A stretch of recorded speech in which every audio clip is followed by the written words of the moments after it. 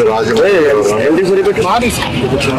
Municipal corporation వాళ్ళు IOC వాళ్ళు కలిసి పీపీపీ మోడల్లో ఈరోజు ఒక పెట్రోల్ బంక్ని యాక్చువల్గా ఈరోజు ఇనాగరేషన్ చేయడం జరిగింది. నేను మున్సిపల్ కమిషనర్ గారిని ఇక్కడ ప్రజాప్రతినిధిని ప్రత్యేకంగా అభినందిస్తున్నాను. ఎందుకంటే ఈరోజు రాష్ట్రం గత ప్రభుత్వం చేసిన అవకతవకలకి ఈరోజు ఖజానా పూర్తిగా ఖాళీ, ఏ పని చేయాలన్నా అనేక ఇబ్బందులు పడుతున్నాం. అయితే మా ముఖ్యమంత్రి గారు కొన్ని అపారంతో ఈరోజు ఇన్కమ్ని ఏ విధంగా జనరేట్ చేయాలి, ప్రజల మీద భారం మోయకుండా గత ప్రభుత్వం చేసినట్టు ఇష్టం వచ్చినట్టు ట్యాక్సులు పెంచకుండా, ఎందుకంటే 2014-19 దాకా నేనే మున్సిపల్ శాఖ మంత్రిని. ఒక్క పైసా అంటే ఒక్క పైసా పెద్దలా కట్టిన ఇంటి పన్ను కావచ్చు, వాటర్ ట్యాక్స్ కావచ్చు, ప్రభుత్వాలు కావచ్చు, మొత్తం సిఎఫ్ఎంఎస్ పాటు అది మున్సిపాలిటీస్ వాళ్ళు ఇవ్వగానే ఇష్టం వచ్చినట్టు వాడేశారు. అయితే ఈ ప్రభుత్వం రాగానే ఒక ఇన్స్టాల్మెంట్ ఏదైతే 15th ఫైనాన్స్ ఇవ్వటం జరిగింది, ఇంకొక ఇన్స్టాల్మెంట్ కూడా ఇవ్వబోతున్నారు.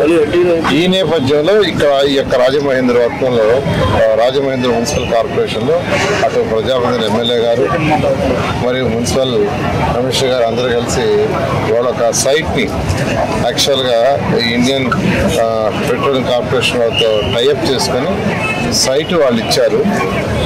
ఎస్టాబ్లిష్మెంట్ మొత్తం యాక్చువల్గా 1,95,85,85,000 1,95,85,85,000ని వాళ్ళు ఎస్టాబ్లిష్మెంట్ పెట్టారు ఇక్కడ. అంతేకాకుండా ₹1,00,00,000 మున్సిపల్ కార్పొరేషన్కి నాన్ రీఫండబుల్ డిపాజిట్ అంటే మున్సిపల్ కార్పొరేషన్కి ఇచ్చారు.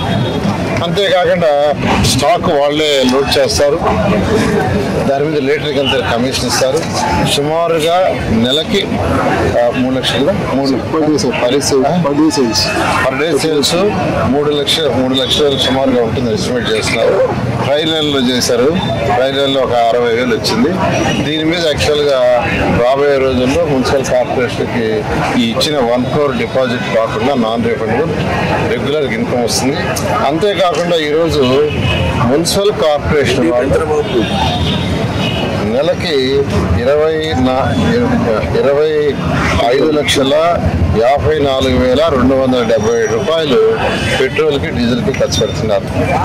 దాని మీద యాక్చువల్గా స్పెషల్ రిబేట్ ఇవ్వబోతున్నారు. ఈ విధంగా ఒక మంచి కార్యక్రమాన్ని చేశారు. ఇది మోడల్గా రాష్ట్రంలో ఉన్న 123 మున్సిపాలిటీస్లో ఎక్కడెక్కడ వీలైతే అక్కడ పీపీపీ మోడల్ చేయడం జరుగుతుంది. మరొకసారి ఎమ్మెల్యేని, కమిషనర్ని, ప్రజాప్రతినిధిని నేను అభినందిస్తున్నాను.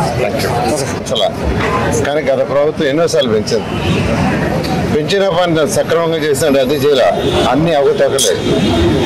15th ఫైనాన్స్ అప్పుడు కూడా ఇష్టం వచ్చినట్టు డైవర్ట్ చేసింది. 3,200 కోట్లు సిఎఫ్ఎంఎస్లో